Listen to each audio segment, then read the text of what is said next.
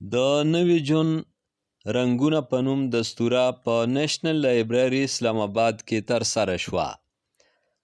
دا دستوره د نوي جون ادبي ثقافتي او فلاحي تنظیم اسلام آباد لخوا وکړې شوه چې صدارت یې نورالامین یوسفزي وکړه. بین الاقوامي شهرت یافته هنرمند جمال شاه په دې موقع مشر میلمه و. سرور خټک اعزازي میلمه و.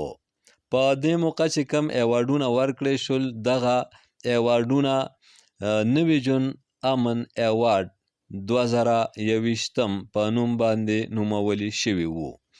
په دستوره کې مشر کوربه د تنظیم چیرمن نسیم مندوخیل و. د نظامت چارې نازیه دورانی او شیراز خان شیرازي ترسره کړې.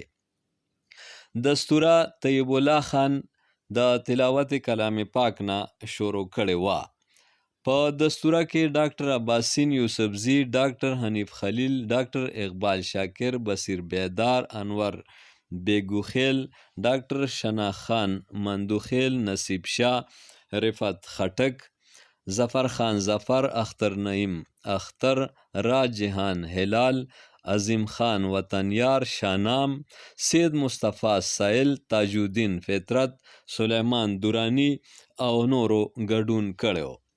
په دې موقع تانیا تاجک او مسکان خټک هم موجوده وه.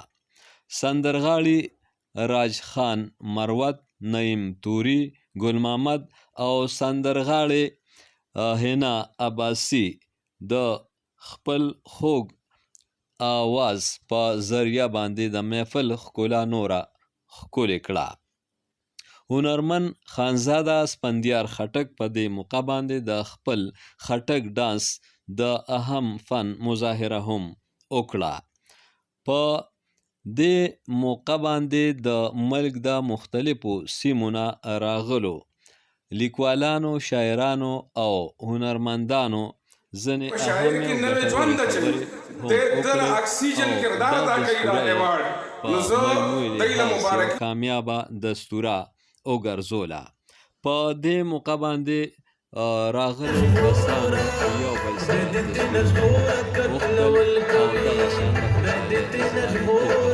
په دې موقع چې کومه د نوي جون